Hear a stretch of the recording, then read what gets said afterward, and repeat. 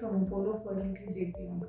Today on World IVF Day, I want to address a common misconception. There's a belief that IVF babies are somewhat different compared to those conceived naturally.